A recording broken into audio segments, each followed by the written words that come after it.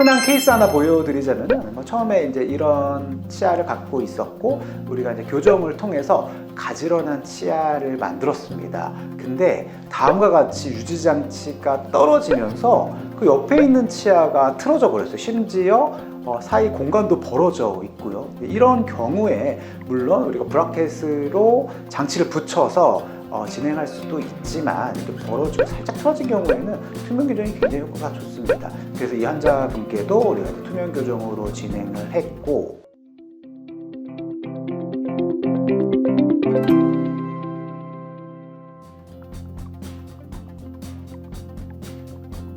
교정이 끝나게 되면 대부분 유지장치를 하게 되는데요. 유지장치는 두 가지 타입이 있습니다. 꼈다 뺐다 하는 가철식 유지장치가 있고, 치아 안쪽에다가 얇은 철사를 붙여서 고정을 하는 그런 고정식 유지장치가 있는데요.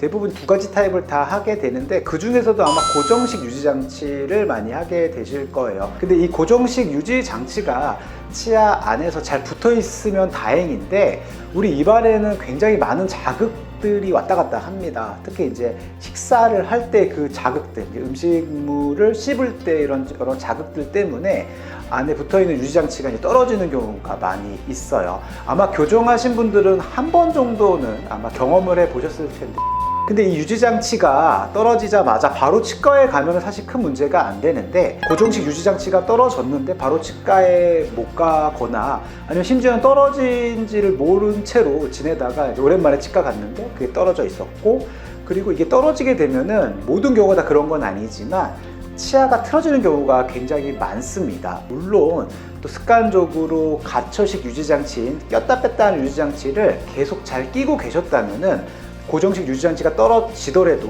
치아들이 크게 문제가 생기는 경우는 없지만, 대부분 이제 가철식 유지장치를 계속 끼지는 않으시잖아요. 일정 기간에만 끼게 되고 그것도 꾸준하게 관리하시는 경우는 또 드물다 보니까 교정한 지는 좀 오래됐고 그냥 고정식 유지장치로만 쭉 이제 지내시는 분들 많이 계세요. 근데 아무튼 이게 떨어지게 되면은 또 바로 즉각적인 대처가 안 됐을 경우에는 이제 분명히 치아가 벌어지거나 틀어지는 경우들이 생기게 되고, 이럴 경우에 이제 치과에 가서 이제 고민이 되는 거죠. 틀어진 채로 다시 유지장치를 붙일 것인지 아니면은 이 틀어진 채를 살짝 다시 교정으로 움직여서 새롭게 유지장치를 붙일 것인지에 대한 고민을 이제 첫 번째로 하게 됩니다.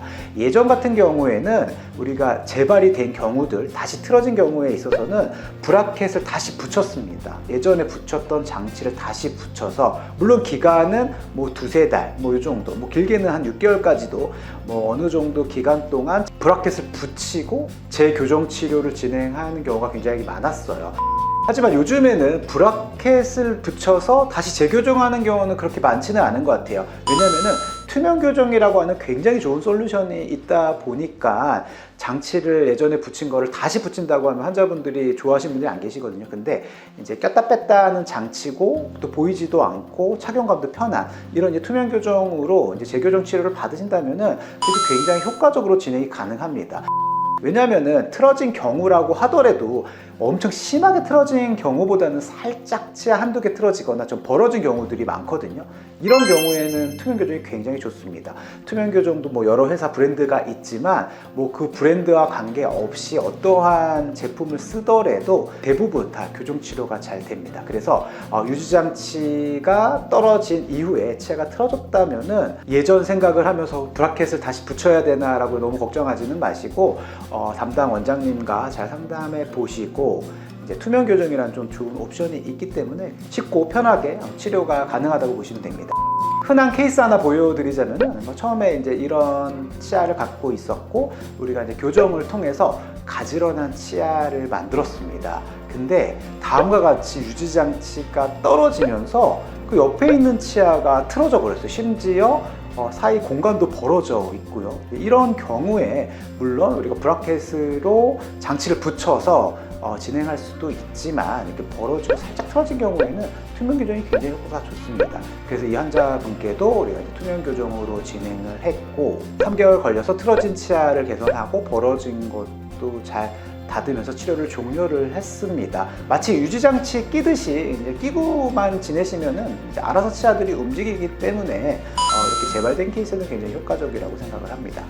그리고 한 케이스 더 보여드리자면은 다음과 같이 심하게 좀 틀어진 치아도 우리가 이제 교정 치료를 통해서 이제 가지런한 치아를 만들어졌는데, 이분도 한 4, 5년 지나서 이제 유지 장치가 떨어지셨어요.